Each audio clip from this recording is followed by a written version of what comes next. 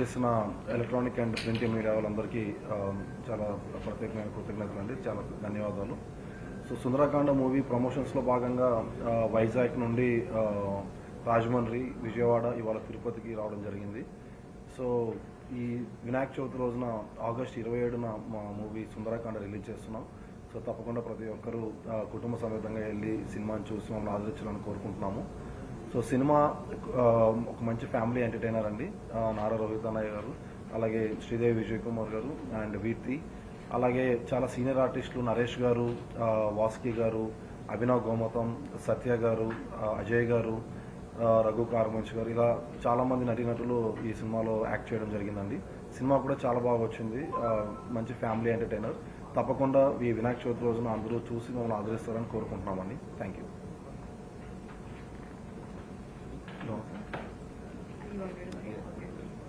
Hello అండి, అందరికీ నమస్కారం. మా ఫిల్మ్ అవుతుంది 27th ఆగస్ట్కి.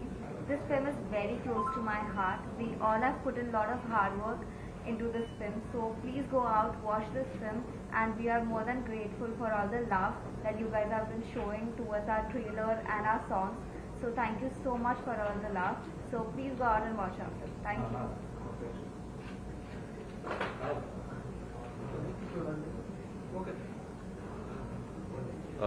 అందరికీ నమస్కారం అండి. సుందరాకాండ వినాయక చవితి రోజు ఆగస్ట్ 27న రిలీజ్ అవుతుంది. సో ఇది వెంకటేష్ అని ఫస్ట్ టైం డైరెక్టర్ అండి, బట్ తను చాలా బాగా తీశాడు. అండ్ చాలామంది ఆర్టిస్టులు ఉన్నారు ఈ సినిమాలో. నరేష్ గారు, సత్య, వాసుకి గారు, శ్రీదేవి గారు, వీర్తి అండ్ అభినవ్ గోమతం, అజయ్ అండ్ రఘు ఉన్నారు. సో ఇట్స్ అ హోల్ ఫ్యామిలీతో పాటు హ్యాపీగా వెళ్ళి చూసే ఒక entertaining film. Romantic comedy genre కింద వస్తుంది. అండ్ చాలాసార్లు చెప్పాను, మీకు తెలుసు ఏంటంటే ట్రైడ్ డిఫరెంట్ జానర్స్, రకరకాల కథలు ట్రై చేశాను. సో సోలో అనే సినిమా చేశాను, ఒక ఫ్యామిలీ ఎంటర్టైనర్. దాని తర్వాత జో వచ్చుతానంద, బట్ తర్వాత ఎప్పుడు ఎక్కువ సీరియస్ సినిమాలు చేశాను. బట్ దిస్ టైం మళ్ళీ ఒక రొమాంటిక్ కామెడీ ట్రై చేస్తున్నాను. సో ఇప్పటివరకు ట్రైలర్కి, సాంగ్స్కి ఇచ్చిన అప్రిసియేషన్కి చాలా థ్యాంక్స్. అండ్ డెఫినెట్గా హ్యాపీగా ఫ్యామిలీతో వెళ్ళి ఒక 2 hours ఎంజాయ్ చేసి మీరు హ్యాపీగా రావచ్చు. సో ఆగస్ట్ 27న ఈ సినిమా రిలీజ్ అవుతుంది. సో మీరు అందరూ తప్పకుండా చూస్తారు, చూసి మమ్మల్ని ఆశీర్వదిస్తారు.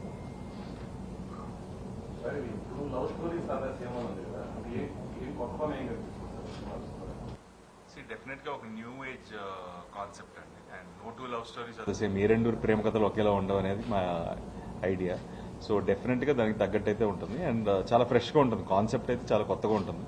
అండ్ అలాగే ఏంటంటే వెరీ హ్యాపీగా ఫ్యామిలీతో చూసే ఒక entertaining film. No different genres అండి. అంటే కథ నచ్చినప్పుడు మనం రకరకాల పాత్రలు చేయాలి. సో అలాగే ఈ సుందరకాండ వెంకటేష్ గారు చెప్పినప్పుడు చాలా ఇంట్రెస్టింగ్ అనిపించింది. సో అందుకని చేశాను.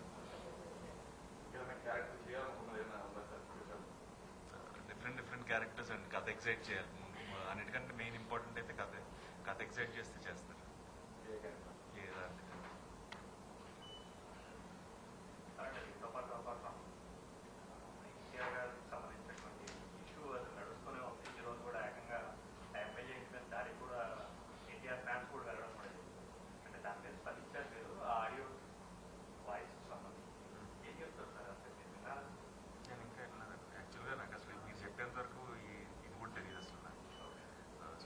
ట్రావెలింగ్ కంటిన్యూస్లీ, ప్రమోషన్స్, ఈ రిలీజ్ కాపీ హడావిడిలో ఉన్నాను, నేను చూడలేదు అసలు.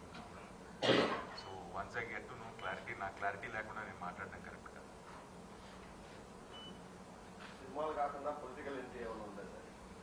చెప్పాను కదండి, come from political family. So డెఫినెట్గా టైం వచ్చినప్పుడు నేను వస్తాను.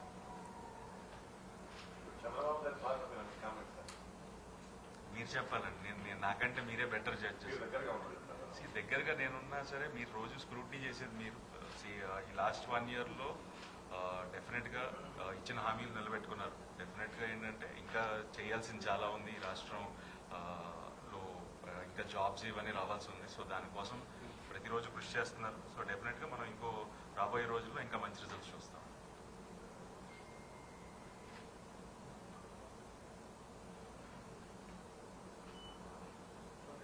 ఓకే. స్క్రిప్ట్స్ అయితే ఫైనలైజ్ చేసి ఉంచామండి. ఒకసారి సుందరాకాండ రిలీజ్ అయిన తర్వాత దాని గురించి అనౌన్స్మెంట్ ఇస్తాం.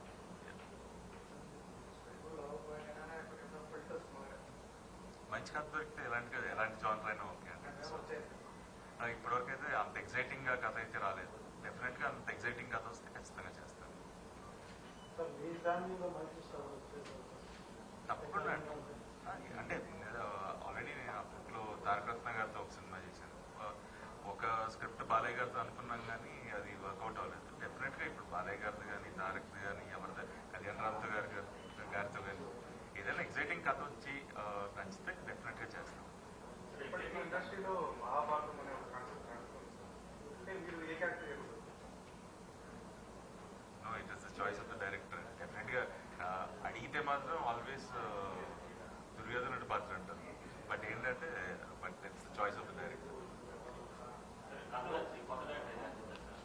ఈ అబ్బాయి కూడా కొత్త డైరెక్టర్ అండి, ఫస్ట్ టైం తీస్తున్నాడు. సో కథ నచ్చితే డెఫినెట్ గా కొత్త డైరెక్టర్తోనే చేస్తాం. రాయలసీమకు సంబంధించి ఒక సినిమా హీరో కొంతమంది లోకల్ గా ఉండే వాళ్ళని సినిమాలో తీసుకుంటున్నారు. అలాగే మీ దృష్టికి ఏమైనా వస్తే మీరు ఏమైనా తీసుకునే అవకాశం ఉందా సార్? లోకల్ ఆర్టిస్టులు డెఫినెట్ గా అంటే if the script requires and definite గా టాలెంట్ ఉంటే, అంటే రాయలసీమనే కదండి, అన్ని ప్రాంతాలు తెలుగువారు నిజంగా టాలెంట్ ఉండి త్రూ ద ప్రాసెస్ వాళ్ళు ఉంటే డెఫినెట్ గా తీసుకుంటాం. కథకి హెల్ప్ అవుతుంది. లేకపోతే ఈవెన్ మేము రకరకాల జానర్స్ ప్రొడ్యూస్ కూడా చేయాలనుకుంటున్నాం. సో డెఫినెట్ గా దాంట్లో అవకాశం ఉంటే తీసుకుంటాం. ఈ సినిమాలో 90% తెలుగు వాళ్ళది అందరూ.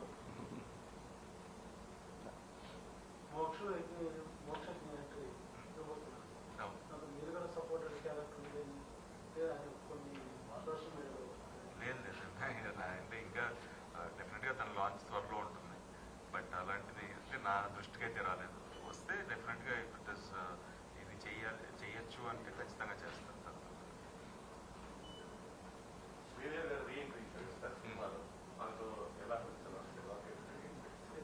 శ్రీదేవి గారికి చాలా క్రేజ్ ఉందండి జనాల్లో.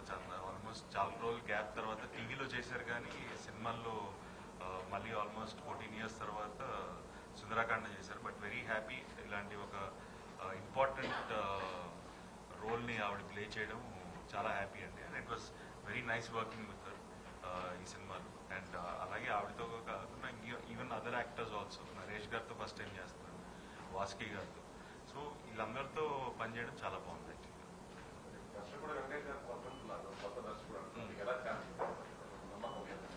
తను నాతో ఆల్మోస్ట్ ఒక 5 years నుంచి ట్రావెల్ అవుతున్నాడు. అంటే మేము రకరకాల కథల మీద వర్క్ చేసాం. దాని తర్వాత ఫస్ట్ ఇంకో కథ అనుకున్నాం, బట్ అది బడ్జెట్ కొంచెం ఎక్కువ అవుతుందని చెప్పి దాని తర్వాత మళ్ళీ సుందరాకాండ్ అనే ఐడియా చెప్పినప్పుడు నచ్చి చేయడం జరిగింది.